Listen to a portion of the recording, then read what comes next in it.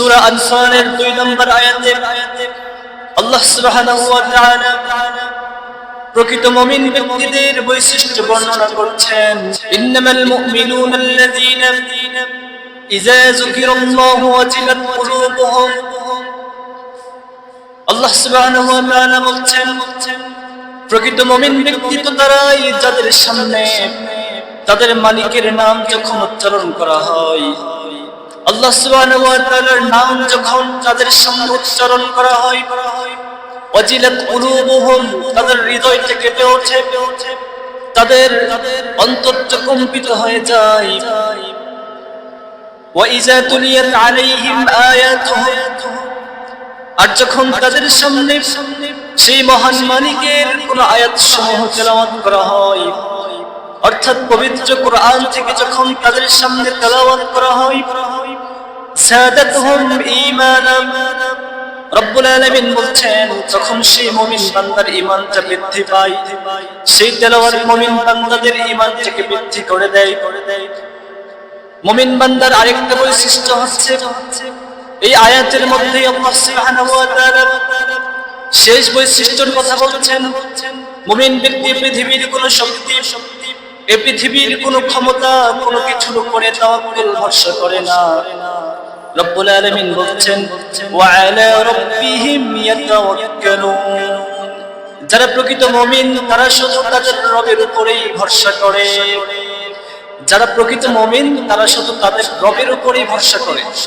কোন মানুষ, কোন পাওয়ার, কোন শক্তি, কোন ক্ষমতা, এগুলোর উপরে ভরসা একদমই করে না। কারণ তারা জানে ভালো মন্দ, তকদীর, মানুষের ভালো, মানুষের খারাপ, এই সব কিছু একমাত্র আল্লাহর হাতে, কোন মানুষের হাতে নয়, পৃথিবীর কোন শক্তির কাছে নয়। এর জন্য তারা শুধু ফলাফলের জন্য আল্লাহর উপরে ভরসা করে। প্রথমত ওয়াজিলাত কুলুবুহুম বলা হয়েছে।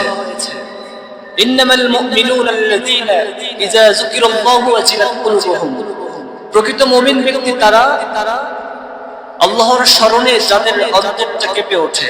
এখানে ওয়াজিলাত কুলুবুহুম, অন্তর কেঁপে ওঠে মানে এটা না যে হৃদয়টা সত্যি সত্যি কেঁপে ওঠে, এটা একটা রূপকথা। এর মানে হচ্ছে আল্লাহ যখন প্রকৃত মুমিন বান্দা শোনে আল্লাহর বিধান, আল্লাহর আদেশ, আল্লাহর নিষেধ, তখন তার মনে একটা ভয় জন্মায়, তার মনে একটা প্রেম জন্মায় আল্লাহর প্রতি, আল্লাহর দিকে এগিয়ে যেতে মন চায়।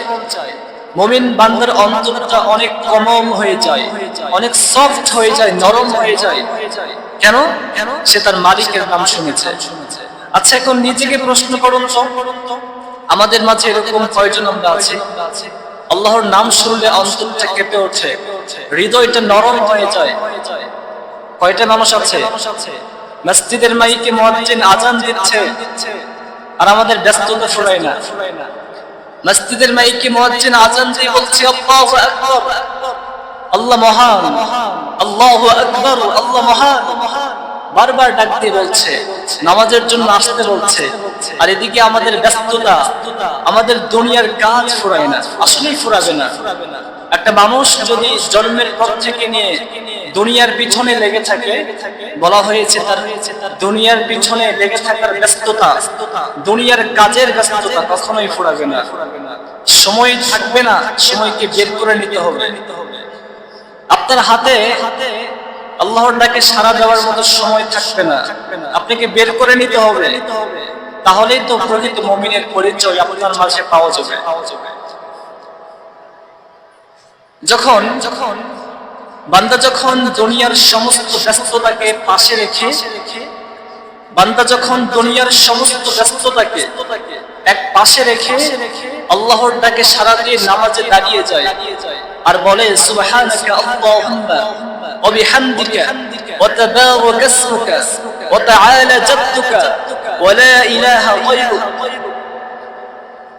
বান্দা যখন বলে হে আল্লাহ আপনি মহান, আপনি পবিত্র, আপনার নাম অত্যন্ত বরকতময়, আপনার মর্যাদা সর্বোচ্চ, ওয়া লা ইলাহা গায়রুক, আপনি ছাড়া অন্য কোনো ইলাহ নেই, অন্য কোনো মাবুদ নেই। এভাবে যখন একটা বান্দা রবকে ডাক দিয়ে বলে, তার ব্যস্ততাকে এক পাশে রেখে নামাজে দাঁড়িয়ে আল্লাহর ডাকে সাড়া দিয়ে, একটা মুমিনের কাছে এর চাইতে মূল্যবান সময়, এর চাইতে দামি সময় পৃথিবীতে আর হতে পারে না। একটা অপূর্ব সুন্দর সময়, যে সময়ে মুমিন বান্দা তার সমস্ত ব্যস্ততাকে ফেলে রেখে আল্লাহর ডাকে সাড়া দিয়ে নামাজে দাঁড়িয়ে যায়।